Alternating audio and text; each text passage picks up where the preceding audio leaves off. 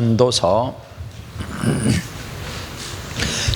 2장 12절로 26절 말씀까지를 읽겠습니다.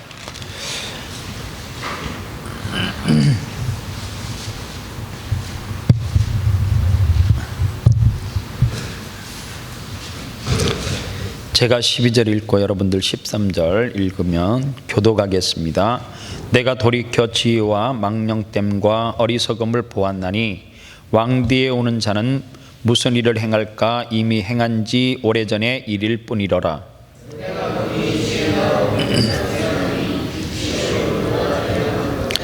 지혜자는 그의 눈이 그의 머릿속에 있고 우매자는 어둠 속에 다니지만 그들 모두가 당하는 일이 모두 같으리라는 것을 나도 깨달아 알았도다.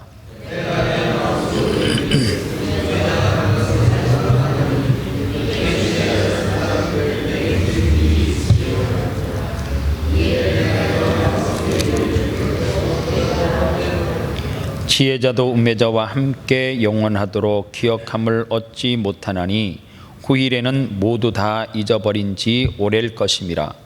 오호라, 지혜자의 죽음이 우매자의 죽음과 일반이로다.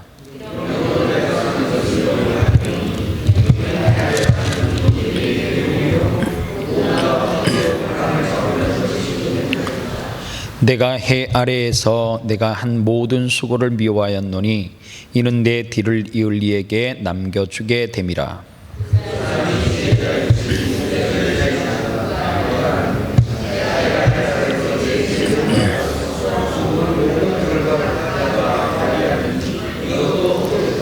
이러므로 내가 해 아래에서 한 모든 수고에 대하여 내가 내 마음에 실망하였도다.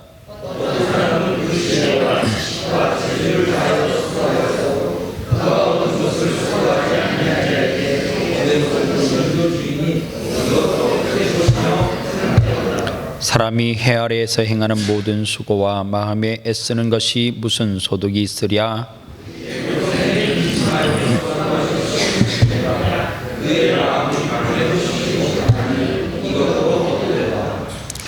사람이 먹고 마시며 수고하는 것보다 그의 마음을 더 기쁘게 하는 것은 없나니 내가 이것도 본즉 하나님의 손에서 나오는 것이로다. 같이 봅니다.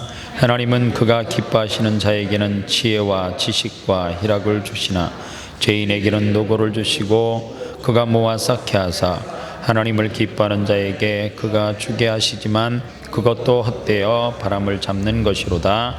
아멘. 멋진 인생을 살게 하는 사람들, 이 제목으로 말씀을 전하겠습니다. 사람은 죽음이라고 하는 것에 대해서 자유로울 수 있는 사람은 한 사람도 없습니다. 인종을 구별할 수도 없고 배운 사람과 배우지 못한 사람, 잘생겼든 못생겼든 상관없이 사람은 반드시 다 죽는다라고 하는 진리입니다. 사람들은 그렇게 이야기해요. 태어날 때는 순서가 있을지 모르지만 죽을 때에는 순서가 없다. 늙은 사람이 더 일찍 죽는다라고 할 수도 있고 건강한 사람이 더 오래 산다고 장담할 수도 없다. 그렇게 말할 수 있습니다. 1997년도 감공항에서 착륙하려던 대한항공 여객기가 추락을 해서 그 비행기 안에 타고 있던 254명 가운데 30명만 생존하고 사람들이 죽었는데 죽은 사람들 가운데 이런 사연을 가진 사람이 있습니다. 일본 사람 노무라라고 하는 사람인데 이 사람은 증권회사의 차장으로 그렇게 일을 열심히 했던 사람들입니다. 1년에 한 번씩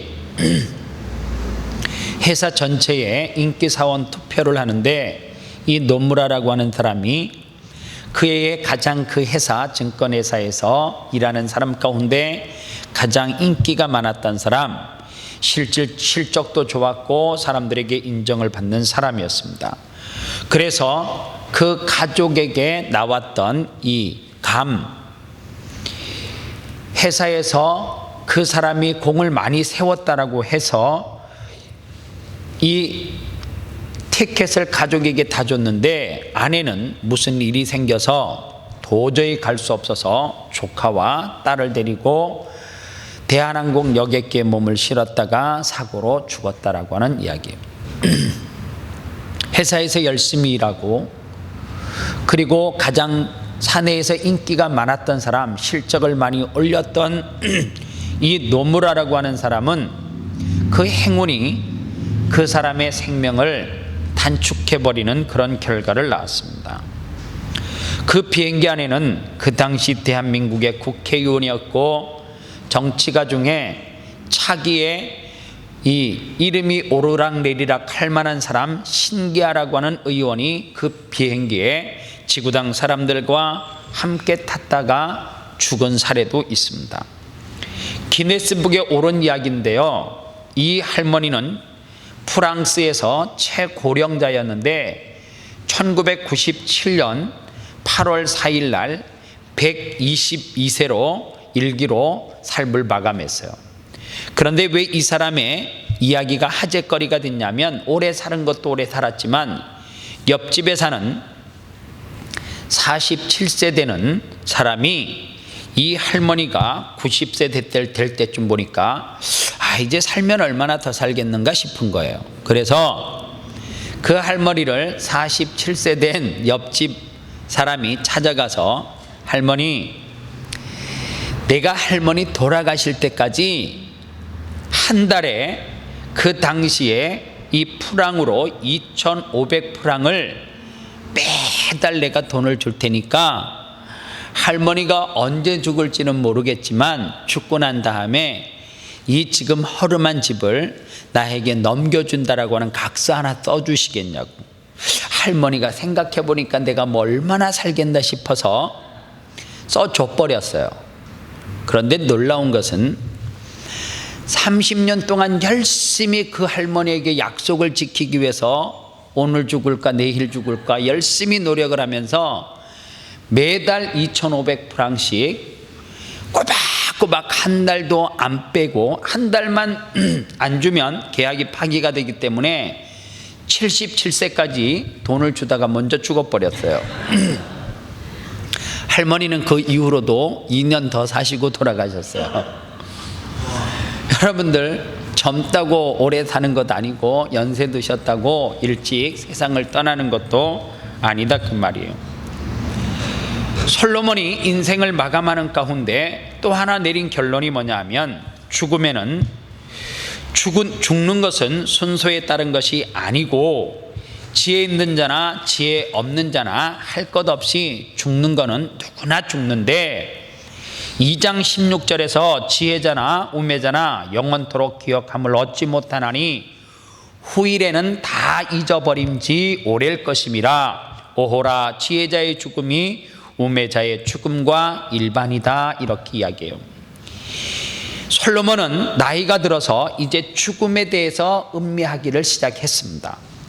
솔로몬이 1장과 2장 앞부분에서 무엇을 이야기했어요? 1장에서는 지식에 대한 자신의 욕구와 그리고 편력을 말했어요. 그리고 2장에서는 쾌락을 열심히 또 탐닉을 해봤어요. 쾌락만 탐닉하니까 사람들이 욕을 하는 거예요. 그래서 솔로몬이 방향을 바꾸어서 무엇을 했어요? 마음을 바꾸어서 성실하게 성취의 욕구를 가지고 살았어요. 그래서 많은 것을 얻었어요. 그런데 그렇게 살아봐도 인생은 다 뭐라고 이야기해요?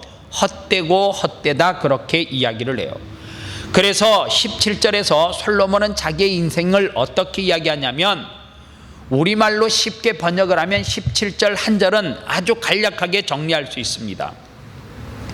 지겹다, 지겨워, 사는 것이 지겹다, 이 말이에요. 이러므로 내가 사는 것을 하나하였노니 이는 해 아래서 하는 일이 내게 괴로움이요 다 헛되어 바람을 잡으려는 것이미로다, 이렇게 이야기해요. 인생을 살아보니까 참 지겹고 사는 게 정말 지루하다, 이렇게 지금 솔로몬이 표현을 해요. 프랑스의 무신론자 볼테르는 이렇게 말했습니다. 나는 사는 것이 지겹다, 그러나 죽음은 더 두렵다, 이렇게 이야기했습니다. 솔로몬이 삶을 진지하게 생각을 하면서 삶이 이런 거구나 진지하게 깨달았는데, 그 후반부에서 2장 후반부의 핵심이 뭐냐 하면 죽음을 준비하는 그러한 사람이 자기 삶을 잘 살 수 있다라고 하는 것을 깨달은 거예요. 이게 무슨 이야기냐면, 살다가 인생의 고비를 한번 확 넘어요. 그런 사람들을 보면 나 이제 덤으로 사는 인생이야, 그런 이야기 하잖아요.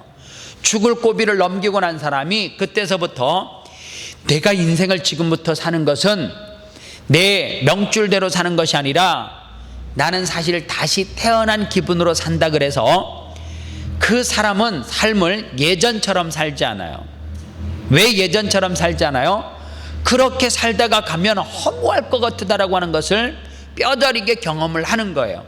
솔로몬이 죽기 전에 자기가 인생을 돌아보니까 삶 역시 지혜를 많이 얻어도 그렇고, 부귀 영화를 가지고 쾌락을 즐겨봐도 그렇고, 그것을 성실하게 모아도 그렇고, 다 인생이 헛된데, 솔로몬이 마지막에 죽음이라고 하는 것을 생각하니까 무슨 생각이 버떡 드는 거예요? 이렇게 죽으면 인생 헛살았다라고 하는 소리를 들을 수밖에 없겠구나, 그러면서 자기 인생을 의미하기 시작했어요. 자기 인생을 의미한다라고 하는 것이 뭐냐면 가치 있는 인생이 어떤 건지를 생각하게 되더라는 거예요. 그래서 여러분들, 우리의 인생은 뭐로부터 시작을 하면 우리가 헛된 인생을 살지 않을 수 있느냐 하면, 죽음부터 출발하는 인생을 살면 인생을 헛되게 살지 아니할 수가 있다, 그 말이에요. 솔로몬도 자기의 인생을 자꾸만 시도를 해보죠. 젊어서는 지혜, 그 다음에 조금 나이가 이제 들면서 중년의 때는 무엇을 생각해요? 중년이 들어서면서 쾌락, 그리고 중년이 지나고 난 다음에 쾌락도 좋지만 다른 사람들에게 욕은 안 먹어야 되니까 성실하게 부를 늘리는 것. 그런데 그렇게 살아왔던 것도 헛되다는 거예요. 그래서 솔로몬이 언제부터 그의 삶이 달라지기 시작했냐, 왜 그가 전도서와 같은 책을 쓸 수 있었는가, 죽음이라고 하는 것을 생각하니까 내가 이렇게 살다 가면 그냥 똑똑한 사람, 돈이 많았었던 사람, 쾌락을 많이 즐겼던 사람, 이렇게 끝나는 거예요. 사실 우리가 솔로몬이라고 하는 한 사람의 인물을 이야기했을 때에 주일학교 때는 솔로몬에 대해서 어느 부분만 배우느냐 하면 솔로몬이 지혜로웠다, 그 부분만 매 전도사님들이, 교사 선생님들이 가르쳐요. 그리고 조금 중년 때 되면 솔로몬이 이렇게 여자들을 많이 거느리고 살고 이렇게 호의호식하면서 살았다라고 하는 것을 들어요. 그런데 여러분들, 전도서의 말씀이 왜 중요하냐면 솔로몬이 인생의 후반에 죽음이라고 하는 것을 깊이 묵상을 하고 난 다음에 그의 인생을 정리하면서 우리에게 이 메시지를 전하기 때문에 그는 적어도 처음의 지혜, 그리고 쾌락, 그리고 부, 이런 것들을 살면서 거의 한평생을 살았지만 그가 마지막에 죽음이라고 하는 것을 생각하면서 우리에게 이와 같은 메시지를 남겼다라고 하는 것은, 솔로몬이 적어도 죽기 이전에 죽음을 생각했기 때문에 자기의 인생이 헛되다라고 하는 것을 정리할 수도 있었고, 이렇게 살지 말라라고 하는 교훈의 책도 쓸 수 있었다는 거예요. 그래서요, 우리가 죽음을 묵상하면 깨달을 수 있는 것 세 가지가 있어요. 죽음 직전까지 갔다가 다시 사는 사람들이 하는 이야기가, 첫째, 삶을, 특히 자기 자신을 사랑해요. 소중하게 여겨요. 그래서요, 삶이, 내 인생이 나의 것이 아니라 주님의 것이라고 하는 것을 비로소 깨닫기 시작하는 거예요. 그래서 삶이라고 하는 이 자체가 하나님이 주신 선물이다라고 하는 것을 그때부터 깨닫기를 시작하는 거예요. 그래서요, 여러분들, 염세주의자와 기독교, 하나님을 믿는 사람들의 차이가 뭐냐 하면, 세상의 사람들은 다 염세주의자라고 봐야 돼요. 왜냐하면 그들의 목적이 뭐냐면 땅에서 잘 먹고 잘 사는 게 염세주의자들이에요. 내일 생각 안 하는 거예요.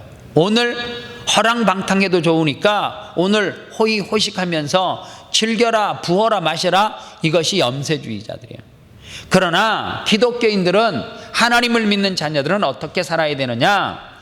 왜 염세주의자들이 그렇게 살 수밖에 없느냐? 인생 뭐 있나? 한 번밖에 없는 인생, 이렇게 살면 뭐해? 그렇게 하는데, 하나님을 믿는 사람들은 한 번밖에 없는 인생 그렇게 살면 안 된다라고 하는 것을 깨닫고 난 다음에 무엇에 목숨을 걸어요? 사명에 목숨을 걸어요.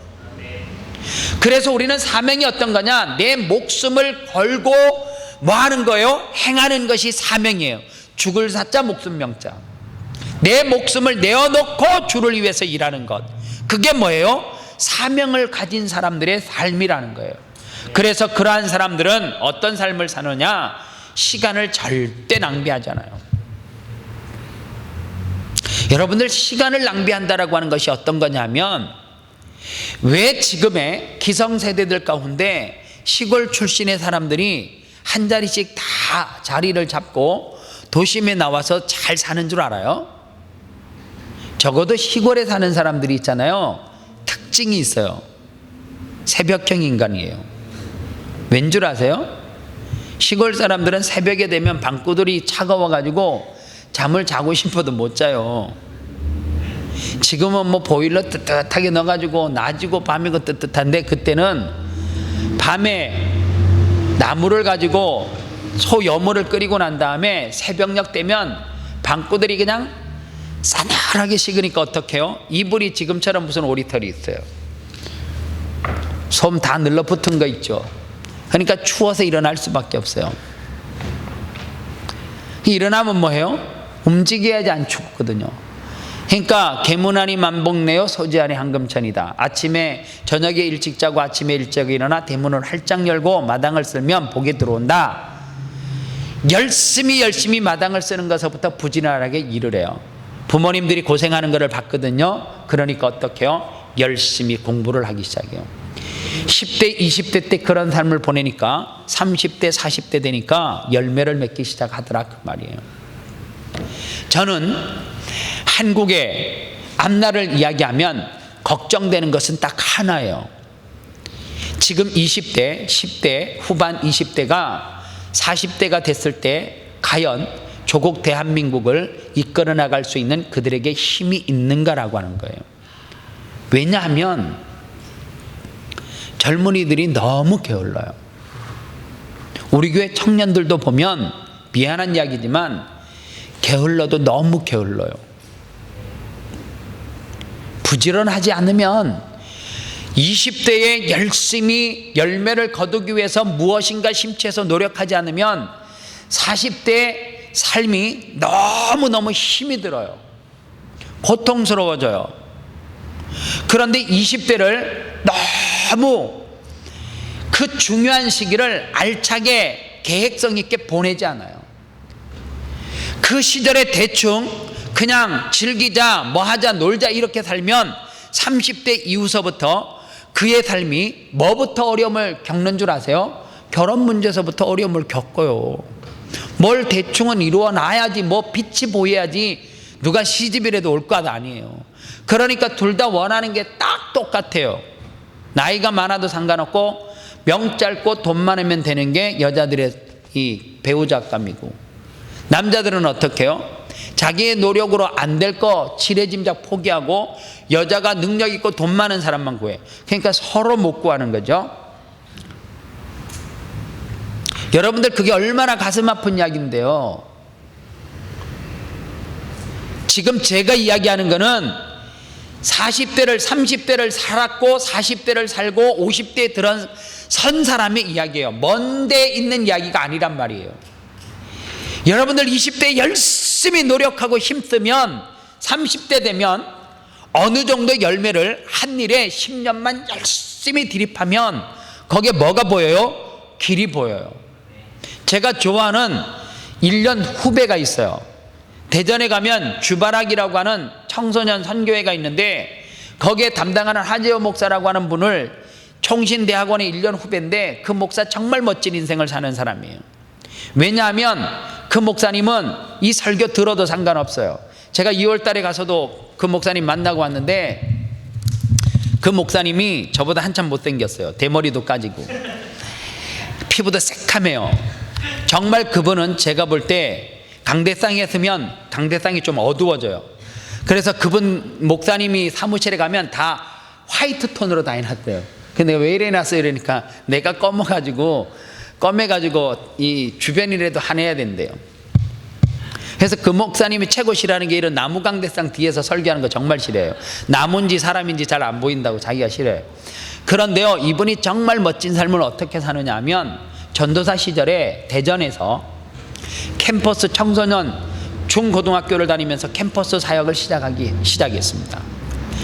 누구도 그 사역이 된다라고 상상을 못했어요. 그런데 그 일을 1년, 2년, 3년, 4년 계속 끊임없이 했어요. 한 학교에 기독교 모임을 만들고 또 다른 학교에 만들고, 그래가지고 지금은 그분이 담당하고 있는 이 기독교 일반 학교 가운데 기독교 단체를 만들어 갖고 모임을 만든 게 제가 알기로는 한 100여 개 학교 될 거예요. 그리고 그분이 여름과 겨울에 1년에 캠프를 하는데, 캠프를 하면 1년에 어느 정도 사람들이 청년들이 움집을 하냐면, 적게 모이면 그냥 적게 잡아도 5만 명 1년에. 여러분들 5만 명이 모이는 캠프가 있잖아요. 여름 겨울에 매일 해서가 아니고 여름방학 때 겨울방학 때만 해서 그 정도 모여요. 지금은 대한민국에서 가장 큰 청소년 선교회로 자리를 잡았어요. 그분이 그래 할 수 있었던 것은 뭐냐? 딱 하나예요. 전도사 때서부터 한 우물을 파기 시작했고 다른 사람이 안 된다 그랬을 때에 그 우물을 파고 지금까지도 그 사역을 해요. 놀라운 것을 제가 봤어요. 총신대학교 들어왔을 때도 그분은 다른 사람이 저러다 만다 그랬어요. 그런데요, 청소년 사역을 그렇게 열심히 했더니 어느 분이, 대전에 사시는 분이 그 목사님의 헌신이 아름다워 가지고 건물을 하나 그냥 줘버렸어요. 사무실도 하시고 거기에서 교회도 하시고 그렇게 사역하시라고. 지금은 누구도 부러울 것 없을 만큼 많은 사람들에게 영향력을 끼치고, 그리고 많은 사람들에게 인정을 받는 그런 사역자로 서 있어요. 그게 왜 가능하냐? 열심히 한 분야에 헌신하고 뛰어드니까 그런 열매가 맺어지는 거예요. 여러분들 예배 시간에 지금 젊은 사람들이 최덕신이라고 하는 찬양 사역자 찬양 잘 안 부르는데요, 최덕신, 최인혁, 탁구 치는 사람 아닙니다. 이 사람 최인혁이라고 하는 찬양 사역자가 있는데, 이 두 사람은 사실은 그 옛날에 찬양곡을 찬미라고 하는 찬양하죠. 찬미 500, 찬미 1000, 찬미 1500 이런 찬양집이 있어요. 이거 옛날 어른분들은 다 아세요.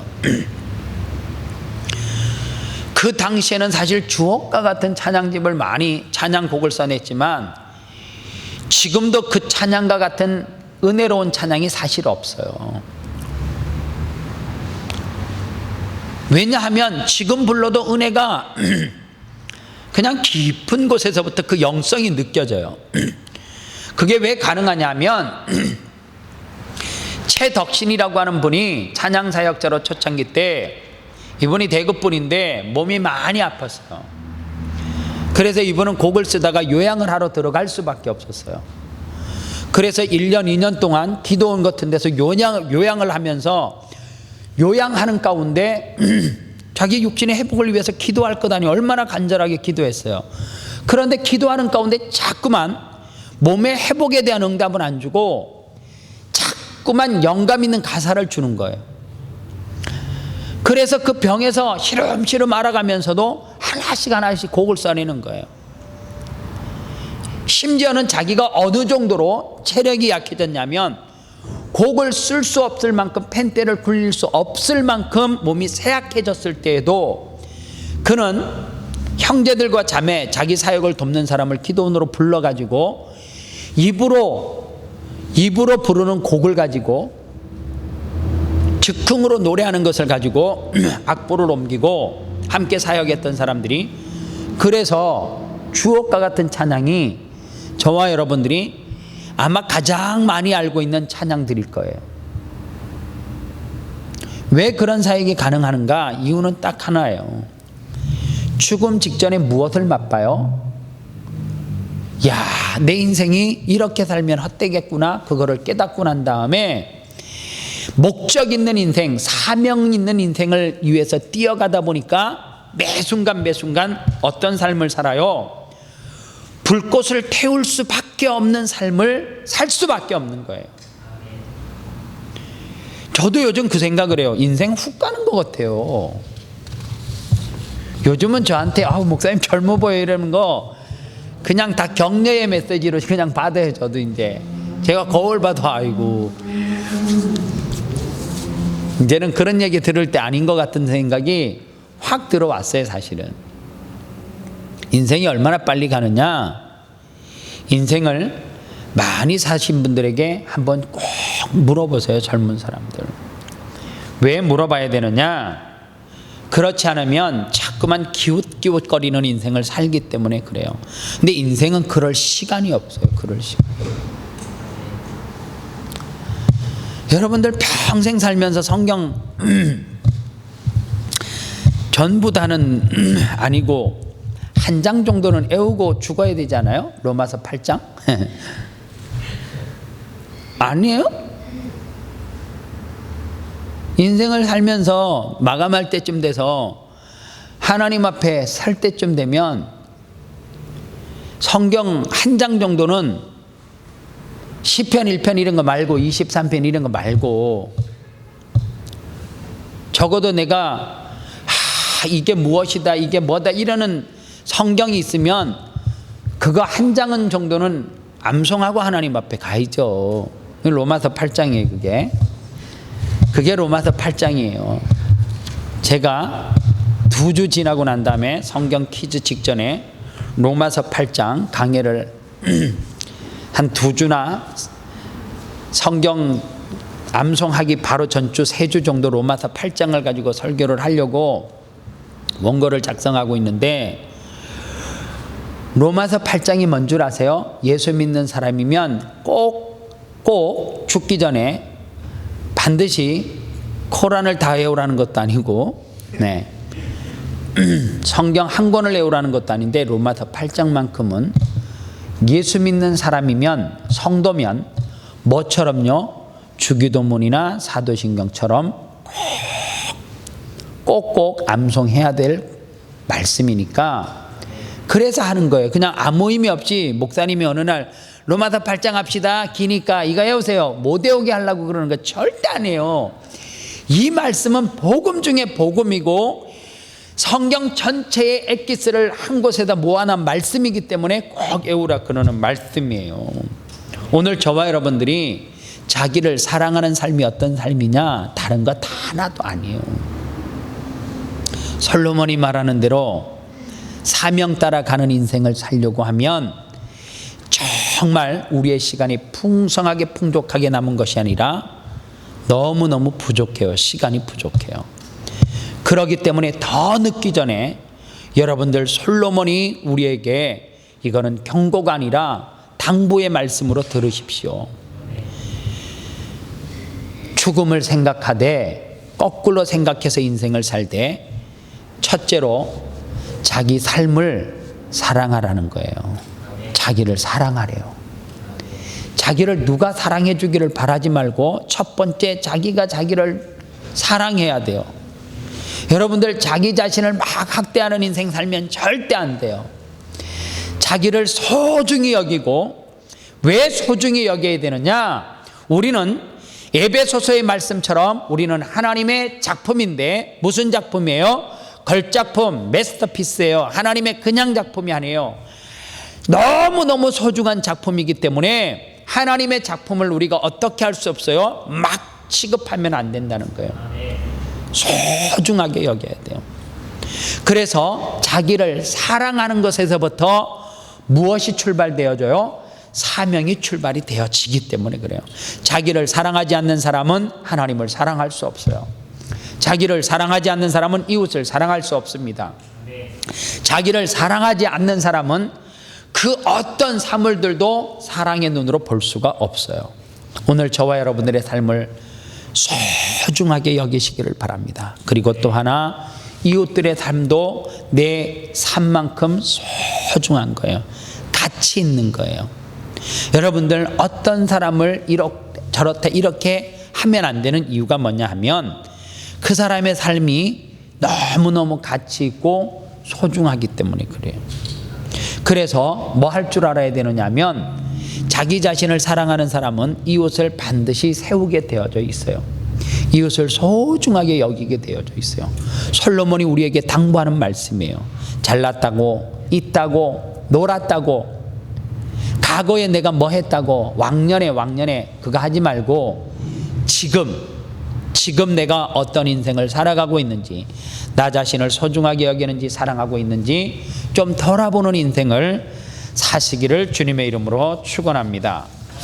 이 시간 함께 찬양하고 같이 한번 기도하도록 하겠습니다.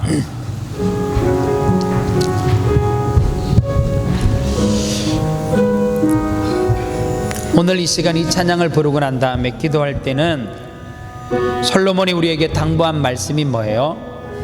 죽음을 좀 생각하면서 살으래요. 우리는 죽는다 그럴 때 항상 나는 아니라고 생각을 해요. 그게 50이 됐던 70이 80이 됐던 나는 다 죽는 거는 알면서 누가 죽었대 그러면 나하고 전혀 상관없는 것으로 생각해요. 아니에요.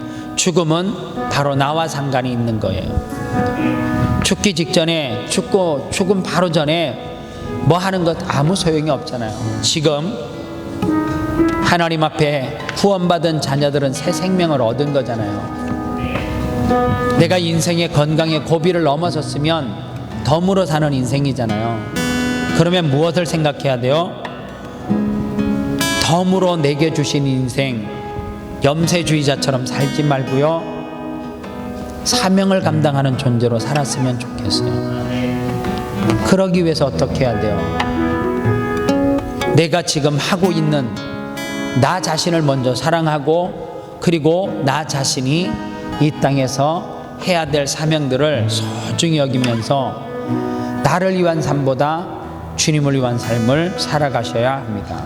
이 찬양 부르고 함께 기도하겠습니다. 우리 함께 기도해 주 앞에 나와 무릎 꿇고 긍휼 베푸시는 주 하늘을 향해 두 손 들고 찬양합니다. 하늘 문이 열리고